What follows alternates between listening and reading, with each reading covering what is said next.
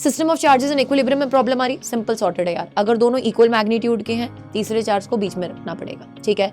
Opposite nature हमेशा बीच में आती है। अगर दो पॉजिटिव है तो नेगेटिव को सेंटर में प्लेस कर दो, अगर दो नेगेटिव है तो पॉजिटिव को सेंटर में प्लेस कर दो। स्यापा कब पड़ता है? जब दोनों मैग्नीट्यूड वाइज सेम ना हो बट साइन वाइज सेम हो, तो बेटा उस केस में जो छोटा वाला चार्ज है उसके पास आप अपने थर्ड चार्ज को प्लेस करेंगे ताकि पूरा सिस्टम आपका इक्विलिब्रियम में रहे। आप एक बार इसको देख लीजिए। नेक्स्ट अगर हम आगे बढ़े, आपके पास ऑपोजिट चार्ज का सिस्टम है, एक पॉजिटिव है एक नेगेटिव है। बेटा तीसरे चार्ज को कहां पे प्लेस करोगे? ऑलवेज रिमेंबर, जब ऑपोजिट चार्ज सिस्टम होता है तीसरा चार्ज हमेशा बाहर वाली तरफ को आता है। कुछ इस तरीके से आपको सिमेट्री बनानी है कि हमेशा बेटा दो सेम साइन के साथ साथ चार्जेस ना आए। यानी कि अगर आप पॉजिटिव नेगेटिव चार्ज ले रहे हो, तीसरे चार्ज को प्लेस करना चाहते हो और वो पॉजिटिव चार्ज है, सिस्टम को इक्विलिब्रियम में लेकर आना चाहते हो, तो नेगेटिव चार्ज के बाहर प्लेस करोगे उसको।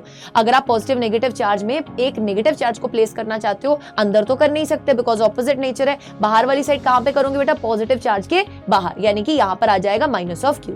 अब अगर हम बात करें same sign but different magnitudes, अगर आपके पास दोनों सेम साइन के हैं बट मैग्नीट्यूड्स डिफरेंट हैं, आपको बताना है वो डिस्टेंस x जिस पर आप किसी चार्ज को प्लेस कर रहे हो ताकि आपके पास सिस्टम इक्विलिब्रियम में आ जाए। तो ऑलवेज रिमेंबर बेटा, अगर दोनों चार्जेस के बीच में डिस्टेंस है l, आप छोटे वाले चार्ज से अगर x डिस्टेंस दूर किसी चार्ज को प्लेस कर रहे हो तो आपके पास वो वैल्यू कितने के बराबर होती है? Under root of q1 divided by under root of q1 plus under root of q2 whole into multiply करना है बेटा किसके साथ? l के साथ, where l is the distance between the two charges. अब इसमें आपको एक चीज याद रखनी है कि यहाँ पर q1 छोटा चार्ज था, इसलिए मैंने चार्ज जिसको प्लेस किया है, जिसके कारण मैं बोलना चाहती हूँ कि वो आपके पास पूरा का पूरा सिस्टम इक्विलिब्रियम में हो जाएगा, that will be at a distance of x with respect to the smaller charge. इसी के ऊपर बेस्ड बेटा आपको ये क्वेश्चन करना है। एक प्लस ई चार्ज है, एक प्लस 16 ई चार्ज है, दोनों के बीच में 50 सेंटीमीटर का डिस्टेंस है। आप कितने डिस्टेंस पर, कितना x डिस्टेंस पर आप चार्ज q को प्लेस करेंगे with respect to this problem. And अगर आपके पास बेटा ऑपोजिट साइन के बट डिफरेंट मैग्नीट्यूड के